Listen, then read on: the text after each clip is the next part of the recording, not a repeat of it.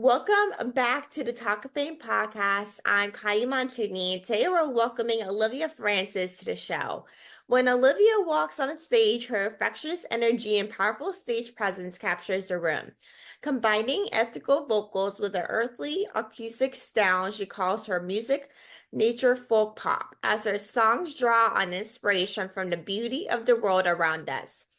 Frances grows in a similar sphere to stars such as Joni Mitchell, Kacey Musgraves, and Florence and the Machine. The Cincinnati native has organized dozens of tours throughout the U.S. from performing at Cheyenne Frontier Days, world's largest rodeo, to gracing the stage at Nashville's iconic Bluebird Café. She continues to pave her own path. Musical from a young age, she started playing piano at age 6 and composed her first song on guitar at age 12.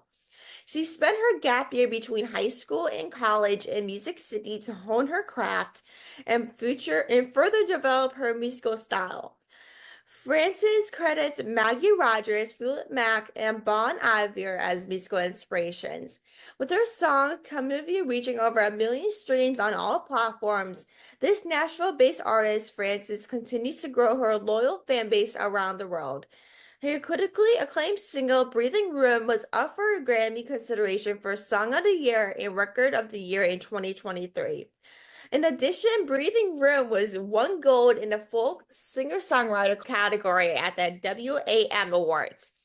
TunedUp founder Ryan Getz included Breathing Room in the covered top songs of 2023 list, highlighting the influence this songbird has on listeners. She has written and co-written over 300 songs with hit writers such as Billy Lee, Kevin So, and country singer Matt Stell. Highly sought after as a collaborator, up-and-coming artists such as Penny Eau and Haley Rosenthal released songs co-written with Frances last year. 2023 proved to be another momentous year. Frances signed her first single-song contract with a major publishing company in Nashville, which had the honor of being invited to perform at the United States Air Force Academy, and played her second show at the Cheyenne Arts Celebration in Cheyenne, Wyoming. Passionate about community involvement, she was asked by the Kennedy Center to be a FSA International Young Musicians Award Program winner. Welcome to the show, Olivia. I'm so excited to chat with you today. Oh, hey Kylie, thank you so much for having me. And thanks for reading my bio. My goodness, what an intro. Right? And so your stage presence is said to be infectious. Like, how do you mentally prepare and emotionally prepare before onto the stage before each show? That's such a great question. I would say I actually do have somewhat of a routine before I go on stage. I really love to meditate, which is something that I like to do every day, but especially on a show day. I really like to move my body, whether that's like taking a walk or doing yoga or some cardio. And I really also find it's important for me to warm up my voice before a show, so that way the vocal cords are ready to go. I love it. Like I know with a lot of people, they love to meditate. Even if they're not a performer, Hmm. like they love to meditate. It's so impactful for me. I can't handle meditation for some reason, but I know a lot of people could. But how long have you That's been okay. It's not doing for like everyone. meditation and stuff like that? Sure. So I started meditating thanks to my dear friend Emmy back in 2016, I think it was. I was having some stomach issues, and later in 2020 learned that I have Crohn's disease. But at the time, I just was kind of struggling, and yeah, I was just going through some hard health times. And my friend Emmy suggested I try meditation, and it really helped calm my nervous system and helped center me and helped keep me grounded. So I love meditating. I turn to meditation almost daily to, again, like help me just sort of center myself and ground myself. Because I know with a lot of people, meditations are go-to, and especially with your experience. I would do the same exact thing. It definitely is calming when you go through something issues or there's something you're going through mentally, and physically. Like Mm. meditation is really the key for that. Even if it's not something you would probably do every single day, it's something that will help you in your nervous system with something for sure. Yes, absolutely. So you've been inspired by incredible artists like Joni Mitchell and Florence and the Machine. Like, what specific elements do you draw from their music to create your own unique sound? Yes. Well, I love Joni Mitchell's guitar playing, her vocals, and her songwriting. Oh my gosh, I'm so inspired by her. And then Florence and the Machine, like her stage presence and just like her whole kind of artistic vision and her brand is really amazing to me. Like she's always kind of wearing these flowy dresses and on stage she's very like emotive and she's dancing across the stage. And so I really like look up to all of the incredible like folk pop women who came before me, like those two. Because I know with Joni Mitchell, with how big she is, like she is honestly Mm, definitely someone to look up to. I know with Joni Mitchell, she's been around for a couple of years, so she's definitely has made a wider audience than some people. But with Joni Mitchell, she mm, definitely has someone that has been inspiring other people than probably most artists in the last couple of years. With all of her music and style and the way she plays, she's definitely reaching more of a wider audience, inspiring other people like yourself every year. yes. Oh, I'm glad to hear that you're a fan of her as well. I know, like I honestly didn't discover her music until like I don't know, like until like the last year. I really did. I knew the name of her, but I never Mhm. like listened to like her stuff per se. Okay. But like Hmm. it's great to see that you are a fan of her. Like, do you have a favorite song by her though? Ooh, good question. Oh my gosh, there's so many good ones. Of course, like her really famous one is Big Yellow Taxi. That song is That's one that I literally what sang my a answer is long gonna time be. ago. That's Yeah. literally Yeah, what I I sing was that gonna song in say. choir. Oh my gosh, we have the same answer. I love that. Yeah, Both Sides Now is another great song. I sang that with my vocal teacher when I was in high school, and gosh, she has so many amazing songs. And songs like I feel like she has so many albums. Like I definitely want to just keep listening to her music and like explore more of her songs. But yeah, she's incredible. I know, right? And I was also going to say California. Like that song is really good as well, but I feel like she has so many albums Yes. that I haven't even listened to probably one of them yet.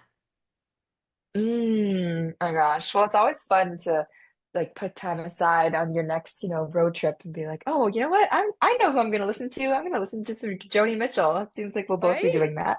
You might as well, Yes. there's always some music to catch up to.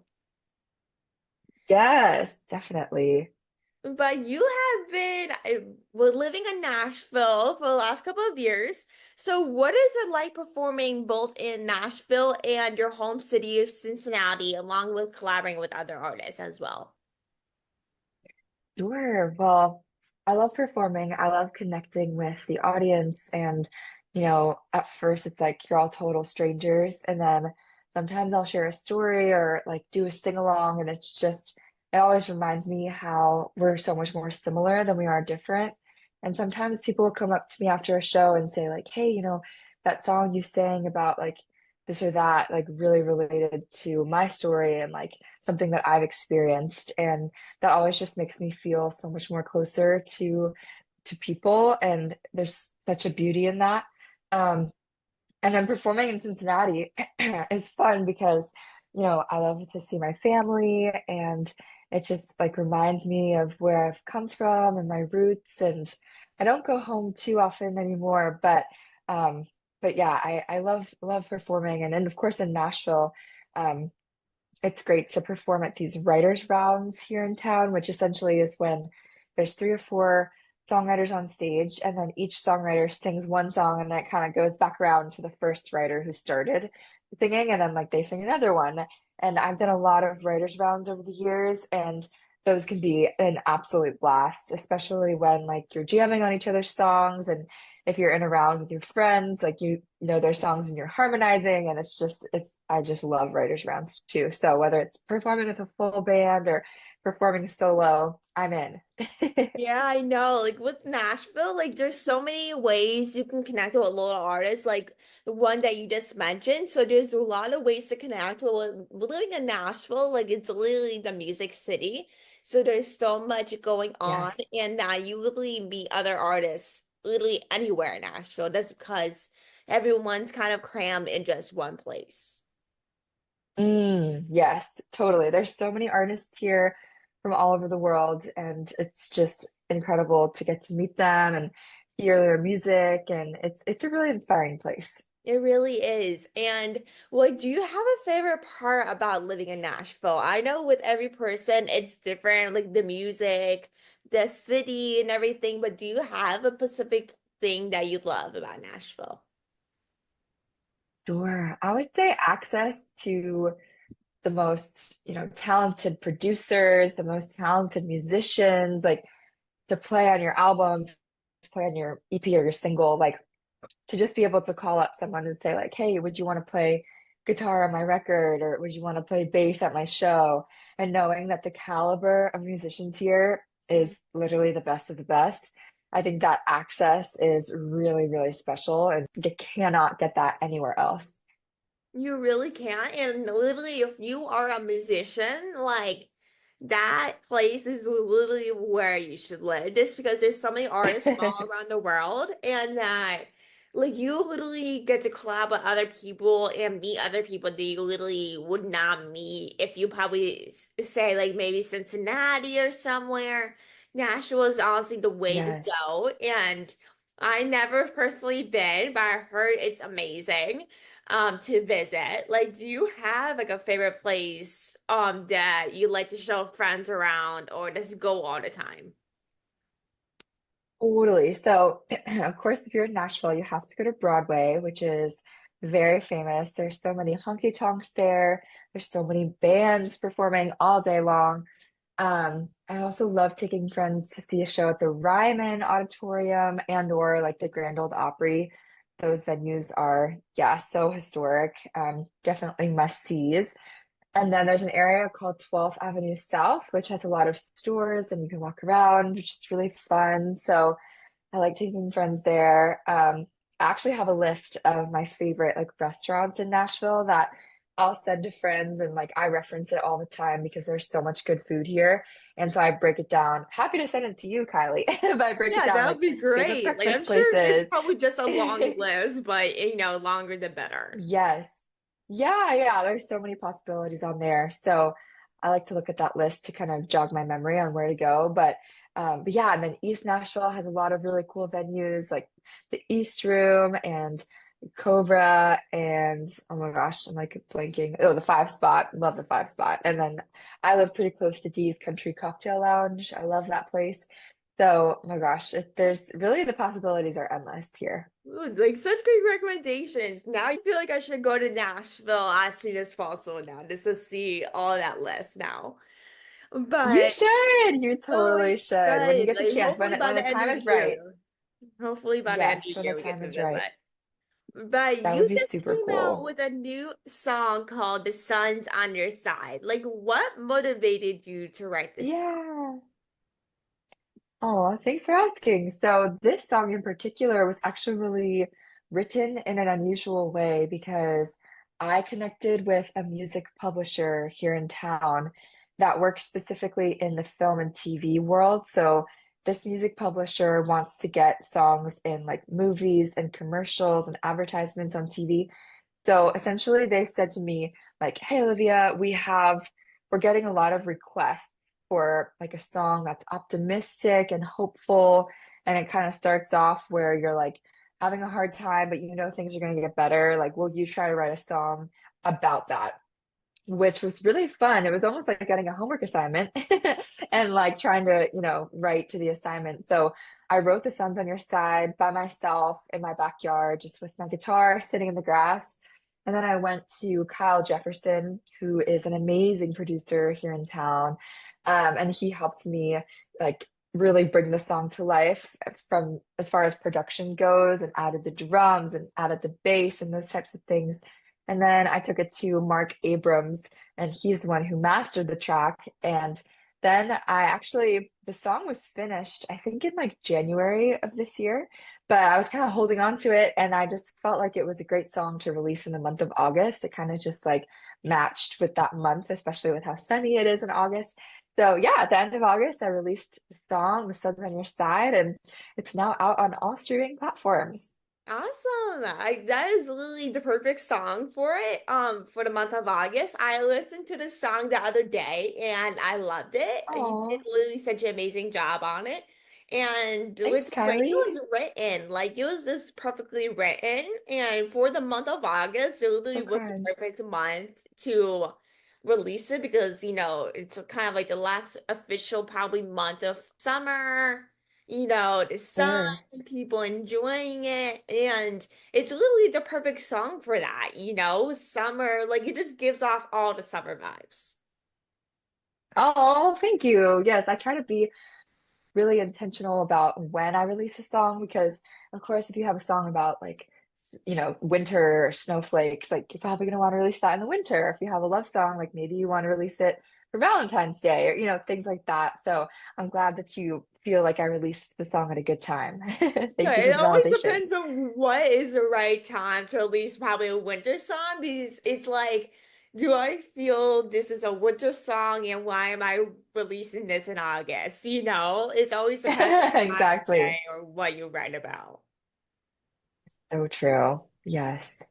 Like for this track, like can you kind of walk us through kind of like your songwriting process for this track? I know you kind of mentioned a little bit before, but can you kind of just walk us through like the process of writing this song? Yeah, of course. Well, I will say, so normally when I write a song, a lot of the times I'll write with somebody else and have like a co-writer. And so there'll be two people in the room and we'll both be like thinking about what the song should be about, what the song needs. But in this case, so I wrote the song by myself. And a lot of the times I'll have a title that actually like kind of starts the song off. For example, like my song Once in a Blue Moon, that I wrote with my friend Mike Astrachan. He was the one that came to the session saying like, I have this idea, like this is the title kind of thing. So that's kind of like my usual process is to start with a title that's kind of catchy and grabs your attention and then kind of go from there. But in this case, because I kind of had a vibe I was going for and kind of I knew I wanted it to be like a hopeful song because that was part of this assignment, right? Um, yeah, I just kind of started strumming on my guitar and kind of just like it was a beautiful day when I wrote the song. So sitting outside, I always get really inspired and I like to call my music nature folk pop. So I'm really inspired by the beauty of the world around us. So I started, playing my guitar and playing some chords. And then that first verse just kind of came to me. And the chorus kind of came to me all in like a 1 hour period of just sitting there for about an hour. And then I kind of had to pause because I think I had to like meet up with a friend or something. So the second verse wasn't written yet. But then I went on a road trip like a few days later to Louisville, Kentucky to go to a music festival with my family, which was really fun. I went to Bourbon and Beyond. And when I was driving, I like circled back to the voice memo that I had taken of that first verse and the chorus. And I kind of just continued to flesh the song out. And so I wrote the second verse and I wrote the bridge. And then well, I went to the festival, then got back to Nashville and made sure it all fit. And that was pretty much the process. Not bad process. Like sitting out in the sun and just casually writing, like I feel like with the song about the sun, like you just casually just sit out in the sun and just casually all comes for you. Like that is literally like what the song is literally about. So it's like, you're finding inspiration from the sun and just casually sitting outside in Nashville, Kentucky, or whatever. Like the sun always gives you some sort of inspiration, whether it's for a sun song or weather song or what. This casually gives you kind of more a relaxed mindset when you're writing than rather than just sitting inside and not really doing anything and sitting in the exact same space. Yes, like if it's a beautiful day out, even yesterday here in Nashville, it was so gorgeous. It's finally cooled down. It was in the 90s the whole summer pretty much, but right now I think it's in the 70s. And so I sat on my back porch and I have a day job and I work remotely, which is a really great thing. And anyway, I was just like sitting outside and doing work on my computer. And yeah, anytime there's good weather, you can definitely find me outside. Yeah, I'm the same way. Like lately, like since it hit the Mm, fall, it's mostly in the 60s here in Pennsylvania. But once it oh, is in the sure. 70s or sunny, I'm just like, you can always find me outside sitting or just laying by the pool. That's where you most likely find Right. me nowadays. I love that.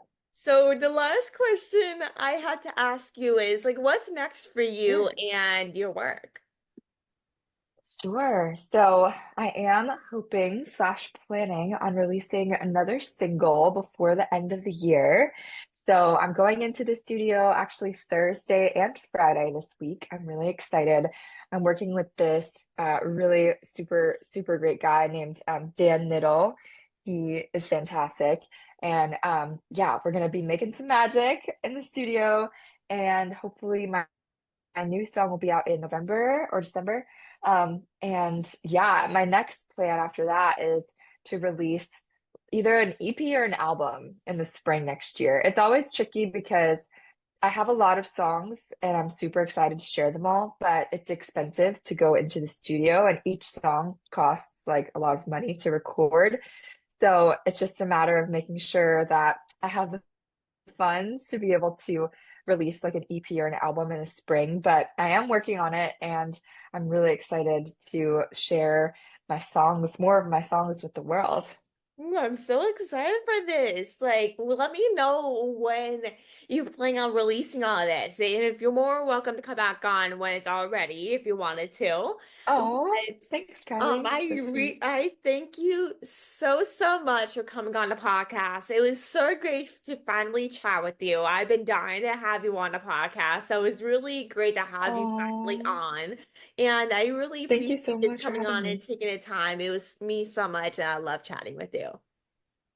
I love chatting with you too. Thank you so much for having me. It's been great to talk with you this morning, and I'm wishing you a wonderful and easeful rest of your week.